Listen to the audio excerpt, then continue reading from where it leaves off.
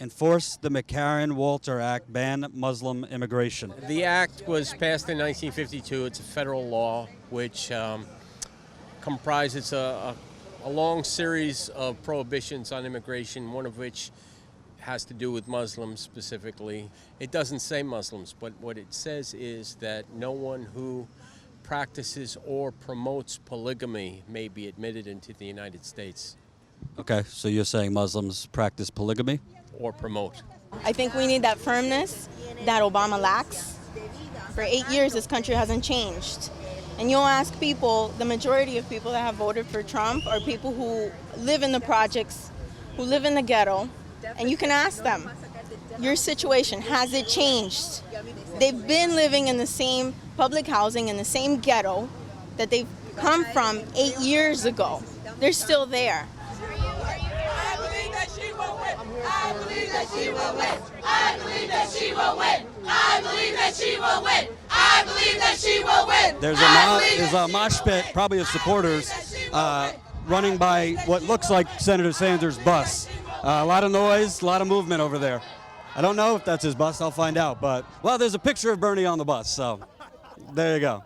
There you go. Does Hillary come in a bus? Secretary Clinton's campaign has said he's only a one-issue candidate.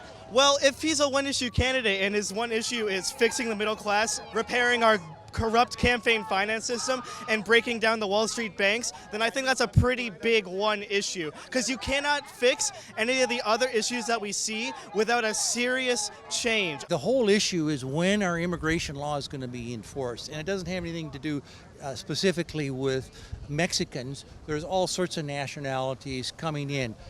It's basically anarchy. We have a situation that is anarchy in this country. Immigration laws. Can you give me examples of the anarchy? Sure.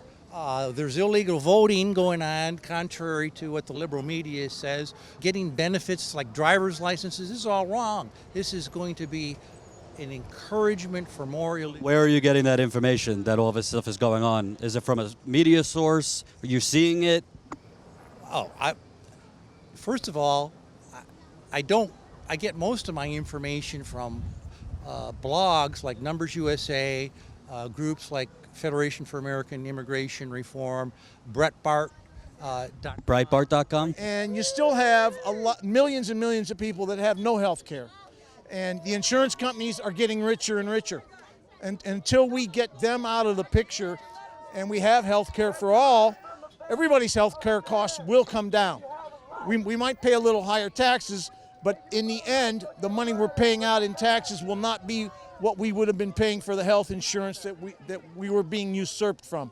Now, are you concerned at all because impartial tax centers have looked at his plan for health care and said the numbers don't add up?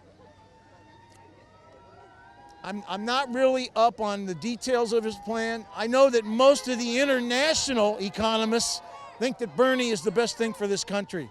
What's your hat about? A few weeks ago, a fellow in Denmark was arrested by the police.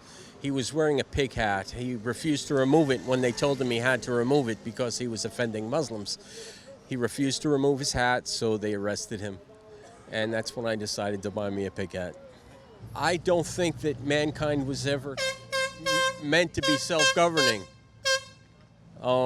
We just have been handed the hot potato of governance, and we have to do the best we can with it.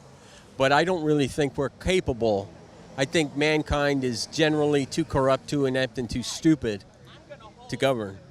Eventually, there'll be the fulfillment of the prophecy of the book of Daniel, chapter 2, verse 44, where it says that God will establish his kingdom on earth, which will put an end to all human governance. You think instead of government, God's going to come down and create a kingdom? What God is going to do. I'm not advocating that we should do that. Okay. When God does it, he'll get it right.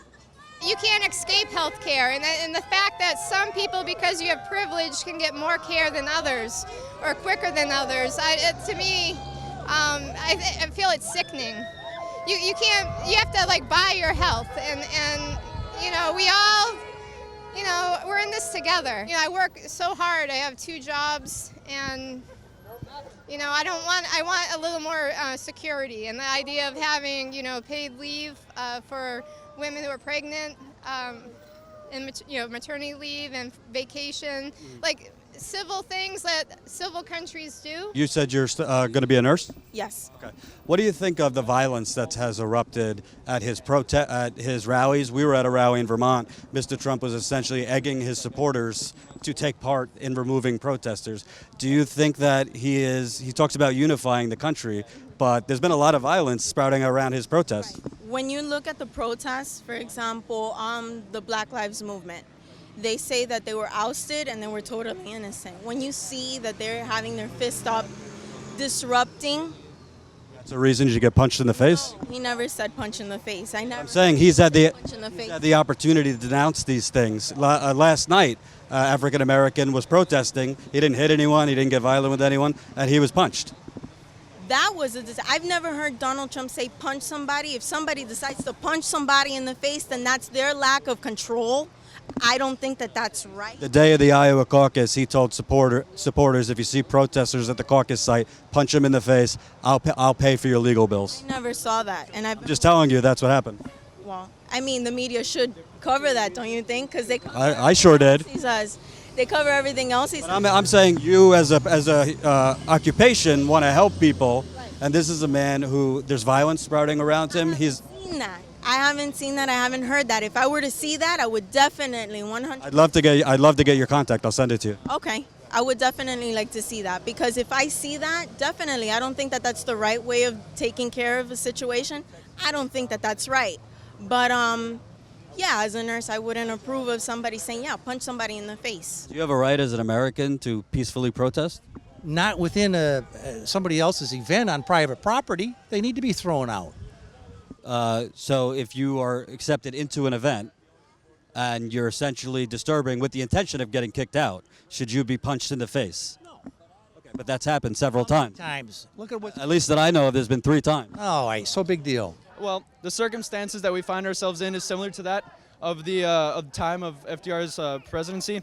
A bunch of FDR's plans, like the alphabet soup, committees, those mirror some of Bernie Sanders' plans, giving back to the consumers, because after all, we do live in a consumer economy. And so because I respect FDR and his policies and how he brought us out of the Great Depression and essentially saved America, I respect Bernie as well. Not that I'm defending Trump, I'm just saying he's been bolder in calling for a ban on Muslims. To be honest, Senator Trump is my second choice. So why is Cruz the first over him? Well, I happen to be Christian, and I appreciate Cruz's Christian values, his pro-life stance, and I think based on his experience and character, I think he would be better, I hope, he would be better equipped to deal with this long-standing logjam in Congress. You've talked about transformation. Besides the wall, what specifically do you think he's going to transform in the country that's going to help middle-class Americans? He says it like it is. You take the incident. That's not a policy, though. Let me finish. You look at the incident with the Pope. The Pope, I have been fighting for immigration enforcement, and the Catholic Church has been opposing immigration enforcement so that they can help their flock. And all of the things that the Catholics have done against the rule of law. So it's this knocking down of all of the political correctness that needs to be knocked down. You didn't answer my question, though. How is him knocking down the Pope going to help the middle class? It's going to get us a better government. It's going to be a more honest government. Senator Sanders is talking about free college tuition. Why is her policy better? I wouldn't say that it's better, and I wouldn't say that it's not better. I just think that it's solid. I think she is tried, proven in truth. She's been in the spirit. She's out there. She knows what's going on. She understands educators' needs. I'm a school social worker, and understanding working with teachers, she gets that. She understands the pension and wages. She understands solidarity. So the fact that she's been out there in the trenches, in the groundworks, doing the work among the White House, out in the world, she gets it. She understands it. She's not just for educators, she's for all people. Courageous conservative, Ted Cruz, 2016. Why is he courageous? Well, because he's a courageous conservative and he's the only man who can bring back this country to its original values, family, Christian, and moral.